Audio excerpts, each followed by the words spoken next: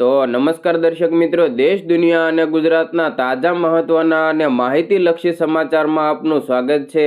દર્શક મિત્રો, દેશ અને વિદેશમાં ઘટતી અવનવી ઘટનાઓની માહિતી તેમજ રાજનીતિને લગતા અને ખાસ કરીને ખેડૂત મિત્રોને લગતા સમાચારની અપડેટ સૌથી પહેલા મેળવવા માટે અમારી ટ્રેન્ડિંગ ગુજરાત યુટ્યુબ ચેનલને અત્યારે સબસ્ક્રાઇબ કરી લેજો અને બાજુમાં આપેલા ઘંટડીના નિશાનને પણ પ્રેસ કરી દેજો, જેથી અમારા અવનવા વિડીયોની અપડેટ સૌથી પહેલા તમારા સુધી પહોંચી જાય।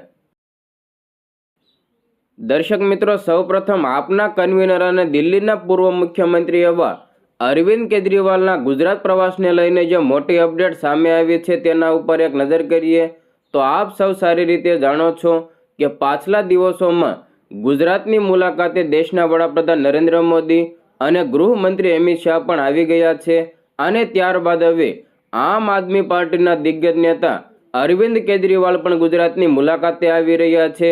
તો વિગતવાર માહિતી મેળવીએ। મિત્રો, આમ આદમી પાર્ટીના રાષ્ટ્રીય સંયોજક અને દિલ્હીના પૂર્વ મુખ્યમંત્રી અરવિંદ કેજરીવાલ આવતીકાલથી 3 દિવસના ગુજરાતના પ્રવાસે આવી રહ્યા છે, એટલે કે આજથી તેઓ 3 દિવસના ગુજરાતના પ્રવાસે આવવાના છે। 17 જાન્યુઆરી એટલે કે શનિવારે સાંજે તેમનું અમદાવાદ એરપોર્ટ ઉપર આગમન થશે, જ્યાં પાર્ટીના ટોચના નેતાઓ અને કાર્યકર્તાઓ દ્વારા તેમનું ભવ્ય સ્વાગત કરવામાં આવશે। ઝોન વાઇઝ કાર્યકર્તા બૂથ સંમેલન। મિત્રો, આ પ્રવાસ દરમિયાન અરવિંદ કેજરીવાલ ગુજરાતના 7 ઝોન હેઠળ સંગઠનને મજબૂત કરવા માટે ઝોન વાઇઝ કાર્યકર્તા સંમેલનમાં હાજરી આપશે। તેઓ 18 જાન્યુઆરીએ અમદાવાદમાં મધ્ય ઝોન કાર્યકર્તા સંમેલનને સંબોધિત કરશે। ત્યારબાદ 19 જાન્યુઆરીએ તેઓ વડોદરામાં પૂર્વ ઝોન કાર્યકર્તા સંમેલનમાં હાજરી આપશે।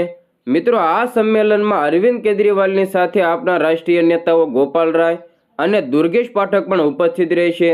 આ ઉપરાંત ગુજરાત પ્રદેશ નેતાઓ ઈસુદાન ગઢવી, મનોજ સોરઠિયા, ગોપાલ ઇટાલિયા, હેમંત ખવા અને ચૈતર વસાવા પણ મંચ ઉપર હાજર રહેશે।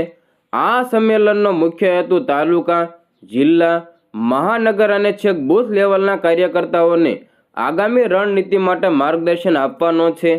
નોંધનીય છે કે આમ આદમી પાર્ટીએ તાજેતરમાં ગુજરાતભરમાં 18,000થી વધુ નાની મોટી સભાઓ કરીને જનસંપર્ક વધાર્યો છે। પાર્ટીનો દાવો છે કે આ અભિયાન બાદ જનતાનો આપ ઉપર વિશ્વાસ વધ્યો છે। કેજરીવાલનો આ પ્રવાસ આ જન વિશ્વાસને મજબૂત સંગઠનમાં બદલવા માટેનું એક મહત્વપૂર્ણ પગલું માનવામાં આવે છે। દર્શક મિત્રો, અરવિંદ કેજરીવાલના ગુજરાત પ્રવાસને લઈને તમારો શું મંતવ્ય છે તે કોમેન્ટ બોક્સમાં તમારો મંતવ્ય જરૂર જણાવજો।